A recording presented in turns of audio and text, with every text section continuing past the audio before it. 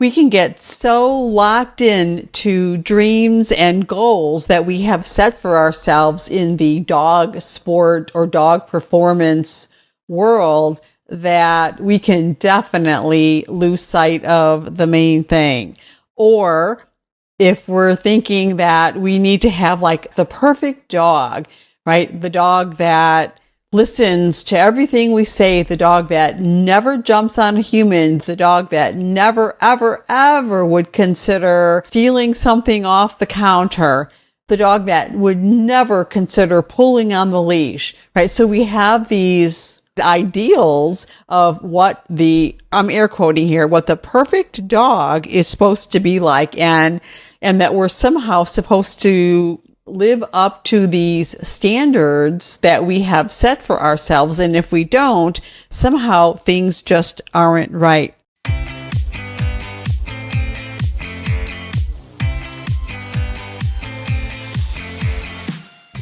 Hi, I'm Kathy Kowalik, and I believe that our dogs connect us to the heart and soul of what really matters in life. So hang out and we'll take a deep dive into the human-dog connection and explore strategies that will inspire you to create legendary, enlightened partnership with your dog. This is the Enlightened by Dogs podcast.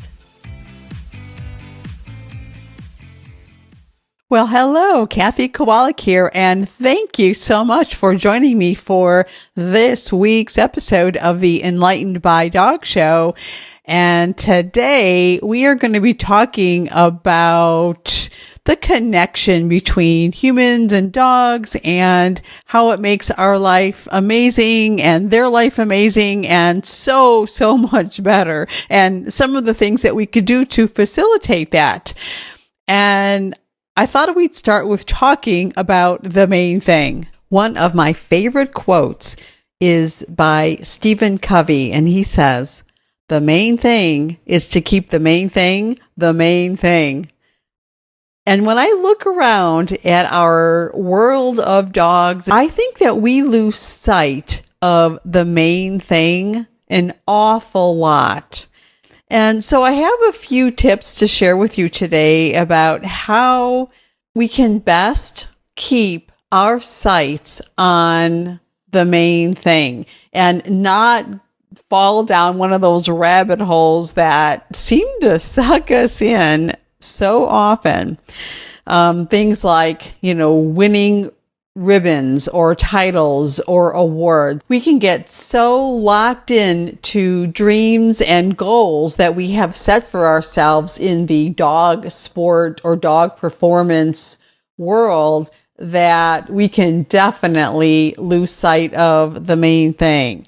Or if we're thinking that we need to have like the perfect pet, the perfect dog, right? The dog that listens to everything we say, the dog that never jumps on a human, the dog that never puts his paws on the couch, the dog that never, ever, ever would consider, stealing something off the counter, the dog that would never consider pulling on the leash, right? So we have these, these ideas or these ideals of what the quote, I'm air quoting here, what the perfect dog is supposed to be like, and that we're somehow supposed to live up to these standards that we have set for ourselves. And if we don't, somehow things just aren't right.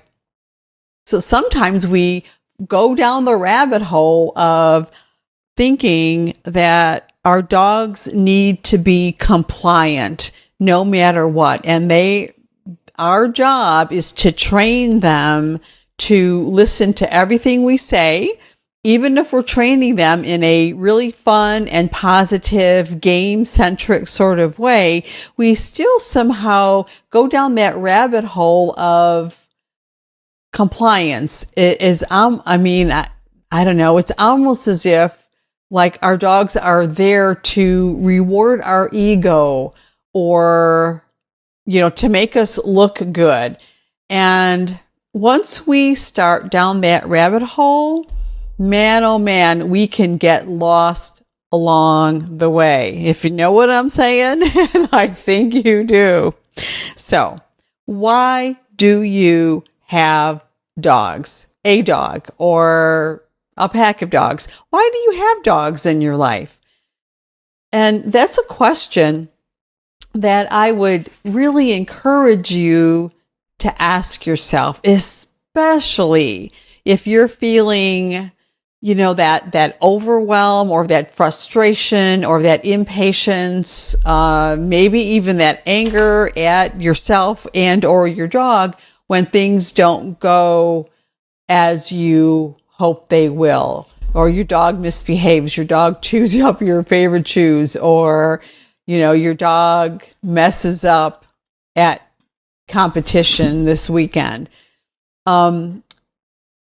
To remember to go back. What is the main thing? Now, the main thing is probably going to be slightly different for each of us, but it probably revolves something around, companionship, unconditional love, non-judgmental acceptance, that feeling of knowing that someone is always there for us and another being truly cares for us.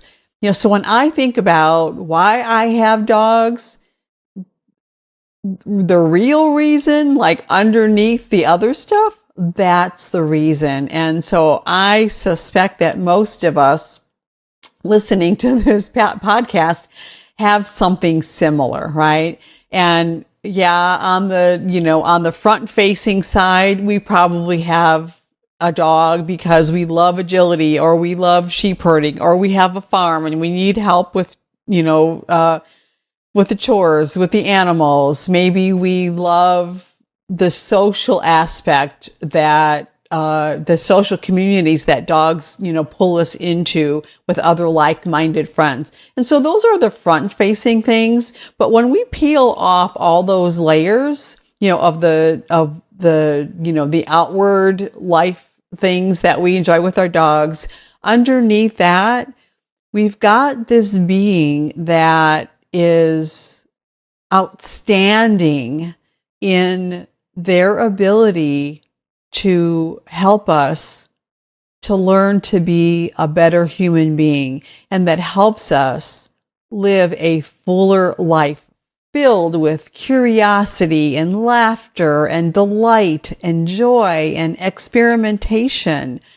Like all those really awesome things that, we would probably find another way to have some of those needs met without a dog, but with a dog, wow, so much better. I mean, just the like scientific things, like, there's those studies that show like what happens to a human after a few minutes of petting their dog. Well, we know that their blood pressure drops significantly. The relaxation chemical serotonin rises significantly, measurably. Cortisol, the bad mood chemical, cortisol lowers. We have overall reduction in anxiety. The depression fighting hormone dopamine increases. We know that when we put our hands on our dog, we get that surge of oxytocin, which really helps us bond and, and helps us to feel deeply connected. What dogs do for us just on that level is pretty amazing. And of course, it goes the other way too. Studies have shown that when a dog sees their human, that their brain secretes the same substance as ours when we're in love. And so we have this amazing symbiotic, coexistence, which is just amazing to me. When I think about that, I just get blown away every time I contemplate this. But what's the main thing? So what's your main thing? Why do you have a dog? Now, for me, one of the other, inner things is that a dog or having dogs enable me to learn how to be a better human, to be a better version of myself. I was listening to a podcast, James Wedmore's Mind Your Business, and he was interviewing a guy named Jason Parker, and they were talking about the Olympic mindset. And one of the things that I loved about that episode was Jason said one of his practices, one of his life practices, is to wake up every day with the intention of being better than yesterday. So to be today, I'll be a better version of myself than I was yesterday. Now, of course, he does say that doesn't always happen. And many days it doesn't happen, but the likelihood of hitting that goal some days is much more likely if you start the day with that intention. So I love that. And so anyway, one of the things that I think dogs do for us is that they present us with opportunities to be better versions of ourselves day after day after day, especially if we have that intention, if we wake up and we set that as our intention every day. There's a couple things that I wanted to share that help us to stay focused on the main thing and bring us back to the main thing. And also, if you're of like mind, to help us set that intention and to have the practice of being a better version of ourselves every day. And so one of the things is to meet our dogs where they are, and actually to meet ourselves where we are. And so in other words, we are where we are. Our dog is where our dog is, and it's just an is. It's not a good or a bad. It's just an is. And to just fully embrace that idea that we can only start where we are, right? We can't start someplace that we're not. And so if we think about today, is the first day of the rest of our life, to use that old cliche. But it's really the truth, right? We can reinvent every day, right? Those are choices that we make. And I think our dogs really help us with that because they live that being present, intentional kind of life, right? They're not stuck in yesterday or worried about tomorrow, right? They're engaged in today's experience. As a matter of fact, I think they're engaged in, this immediate experience, within that, the realm of, I don't know, 10, 15, 20 minutes or something. They're living in that bucket of presence. And so this meet them where they are, meet ourselves where we are, is something that I bring into my life with my dogs. And I encourage my students and clients to do the same, because it empowers us to take baby steps forward, no matter what our intention is for that day, right? We start where we are, and that's a perfect place to be, which leads me to the second thing, which is accept your dog as being perfect, just the way they are. And of course, that goes hand in hand with accepting yourself as being perfect. Now, there's this idea that we can be a work in progress, that we can strive to be better versions of ourselves while simultaneously being perfect exactly as we are. And some people can get confused by that, but I would invite you to sit with that for a little bit. And it's a life-changing concept. As a matter of fact, if you've been hanging around me for any length of time, you have heard me talk about one of my favorite humans, Dee Willis, and her dog, Phelan. And when she first came into my world, when we first met, she was having difficulty with Phelan being over aroused and reactive, etc. And one of the very first things that I asked her to do was to go home and every single day to get really present in this very, very moment with her dog and to tell him how much she loved him and how perfect he was right now. And we laughed because she said that she thought I was a little cuckoo crazy, a little like woo woo. And yes, I am a little woo woo. Actually, I'm a lot woo woo, but we laughed because she thought it was kind of crazy. Like, okay, what kind of dog training is that? Like, okay, your prescription is not to do any training exercises, not to learn some new skill, not to desensitize or counter condition or blah, blah, blah, but instead to go home and tell your dog how much you loved him and how perfect you thought he was, even if you don't believe it, because she didn't believe that. But she did it anyway. So she trusted me. Something about that resonated with her. And so she trusted me. And it wasn't long before her life with Phelan started to change, and things did about a 180 in no time at all, with no training needed. And so there's a lot of power in that belief in being perfect just the way we are, while simultaneously having the intention to be a better version of ourselves. And of course, when we have our dog, to support our dog in being a better version of themselves as well. Okay, the third thing that I think fits into this whole idea of remembering the main thing is all things in good time. So I know it's an old cliche, all things in good time.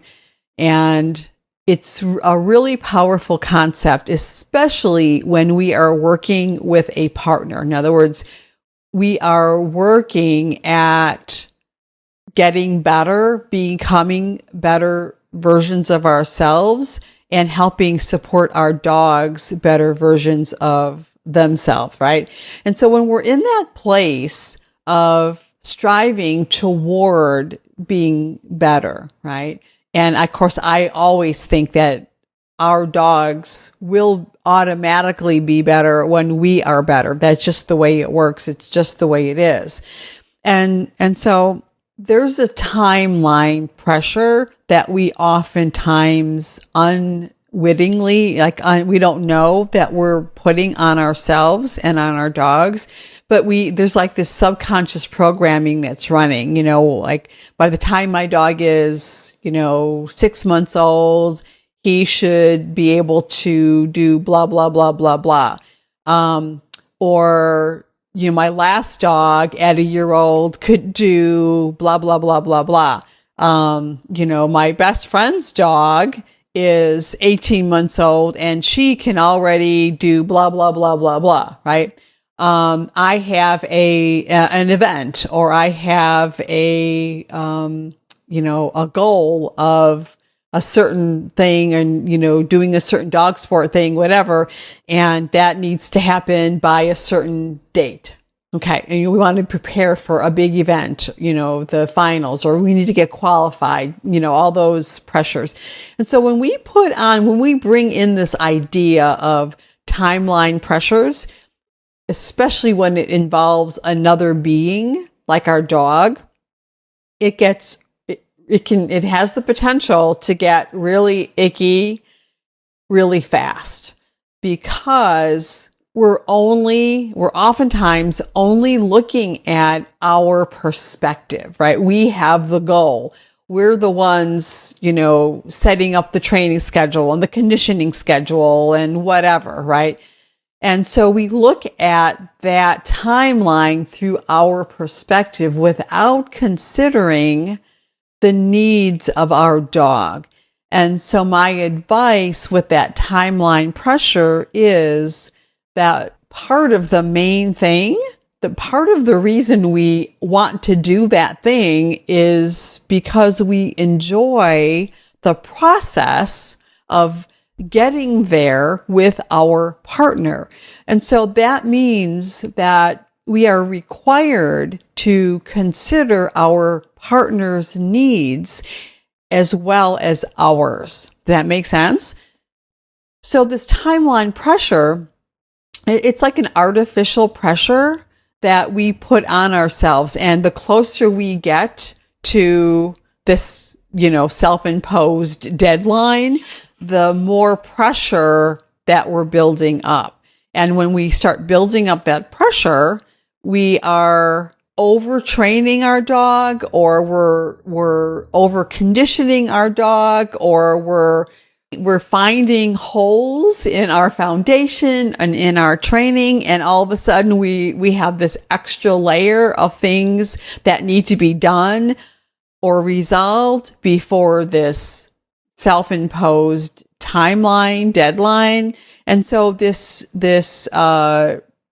vortex of timeline pressure just gets stronger and stronger and sucks us deeper and deeper down into the abyss of pressure. And when we allow that to happen, we are very unlikely to meet our goals or to reach our dreams. And so the moral of that third piece is bring your dog into the equation and stay connected with your dog.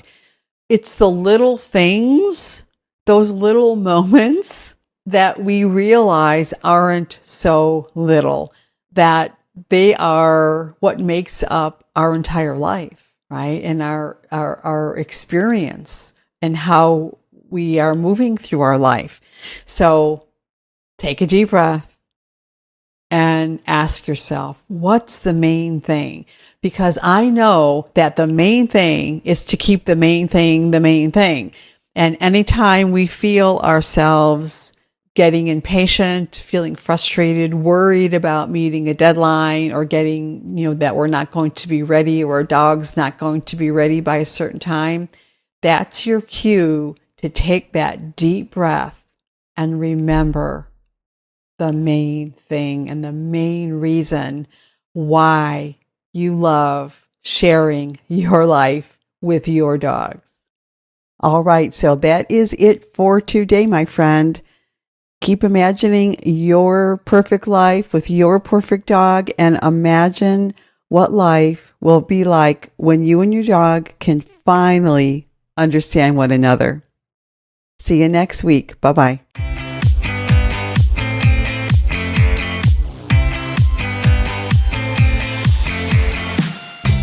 Thanks so much for listening, and hey, if you would like to work with me so that I can help you discover the missing pieces you need so that you and your dog can finally be happy and enjoy life together, then head on over to dancingheartsdogacademy.com and request your invitation to join us in the Brilliant Partners Academy when the doors open for the next enrollment. See you next time, and remember, a brilliant partnership with your dog makes your whole life brilliant.